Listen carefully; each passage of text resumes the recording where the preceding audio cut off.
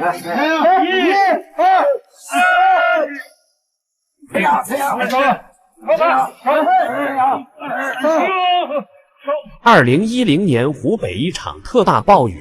从某施工路段冲刷出3000多具尸骨。要知道，古墓葬群的出现都是十分神秘的，而在湖北突然出现大量古墓，这讓所有人都感到吃驚。就在此时，周邊的村民聞訊發現古墓群，也是立馬趕到現場，想見證古墓是否有寶貝。而當專家經過鑑定發現，這3000多具屍骨的年齡幾乎都在20左右，都處在青壯年，而且很多屍骨上都有傷痕，並不是自然死亡。那麼這些屍骨到底是怎麼回事呢？是殉葬的還是另有原因呢？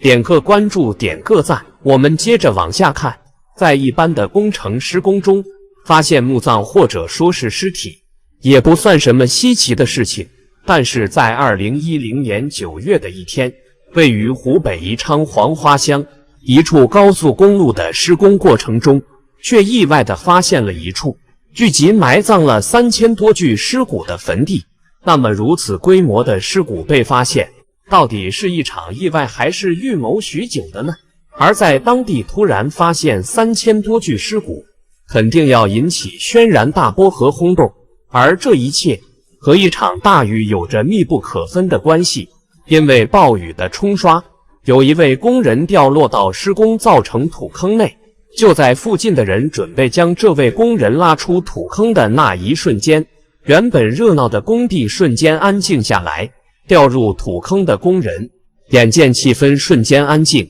神態也瞬間凝固了。在轉頭以後，這位工人立馬嚇了一個哆嗦，只見自己身處的土坑裡面密密麻麻堆積着一堆白骨。當時工人也是驚魂未定，內心恐懼，心想該不會是挖到古墓了吧？工地立馬被大家七嘴八舌的議論給淹沒。於是工地的負責人立馬撥通了考古隊和公安局的電話。就在有關部門來到現場後，立馬先對現場進行了封鎖。在相關的工作開始以後，初步判斷土坑之中的白骨的確是人骨。為了進一步確認，於是考古隊和公安的工作人員來到了土坑裡面，取出了幾節白骨。但是在取完白骨後，在現場處置的工作人員發現，似乎這個土坑的地下和周圍都是白骨。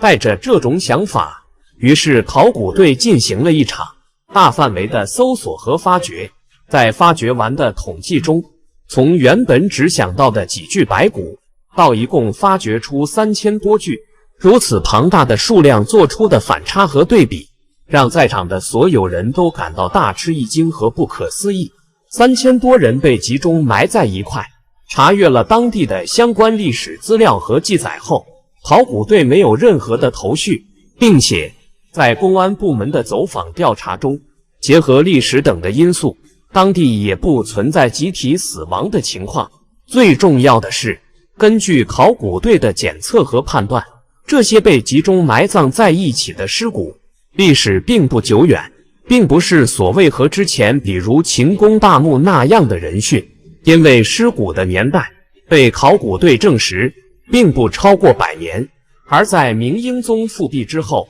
明清時期的皇族基本上就不存在活人殉葬的现象。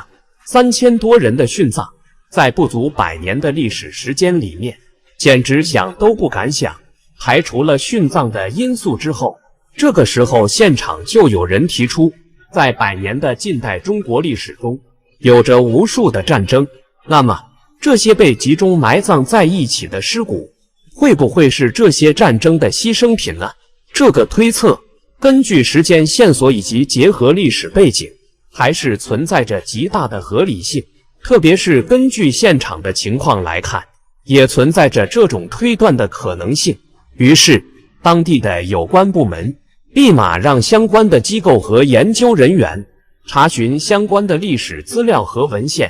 以期望可以證明之前的判斷。而就在相關部門還在查詢相關的書籍的情況下，當地挖出大量屍骨的消息在宜昌當地立馬成為爆炸性的新聞。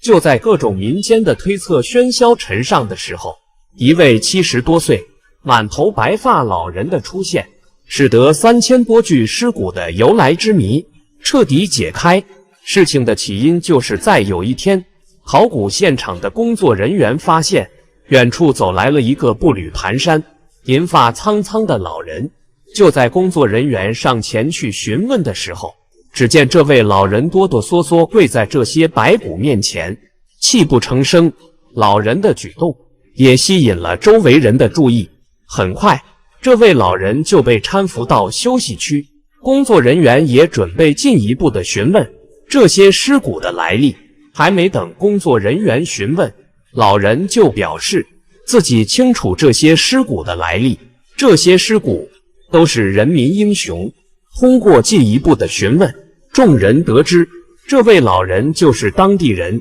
對於該地發生的一切事情可謂是了如指掌。老人告訴眾人，1940年日本入侵宜昌，當地的中國軍隊和日本人展開了殊死戰鬥，而在黃花鄉當地，中國軍隊修建了一座醫院用來安置傷員。而隨着前線戰事越發殘酷激烈，當地人都會來到醫院幫助中國軍隊治療轉移傷兵。當時老人還小，不清楚發生了什麼事情。雖然一開始老人因為年幼，還對去醫院感到抵觸害怕，但是在了解到前線的英雄事跡後，老人終於解除了心裡的心魔，並且在和傷兵的交談中，老人還告訴了傷兵們，犧牲的士兵就埋葬在自己的村裡。原本這些犧牲的士兵是用一人一個墓穴來進行埋葬的，但是隨着犧牲的士兵越來越多，再加上還是處於戰爭的情況下，於是這些士兵便被集中在了一塊，集體葬入這個大墓穴。在聽完老人述說完相關背後的故事後，在場的人都對現場的白骨肅然起敬。很快，在相關的史料翻閱中，也進一步的證實了老人的說法。抗日戰爭時期，駐紮在宜昌的國民黨軍隊主官叫傅正模，也是一位比較富有人情味的軍官。在手下士兵犧牲或者去世後，其都會盡量把士兵的骸骨收集起來，集中安葬。在後續的工作中，宜昌市當地的考古隊仔細地清理了這批遺骸，並將其遷葬到了宜昌市主持修建的烈士陵園裡面，也以此告誡當下的青年們，不要忘記那段慘痛黑暗的歷史，珍惜當下來之不易的幸福穩定的生活。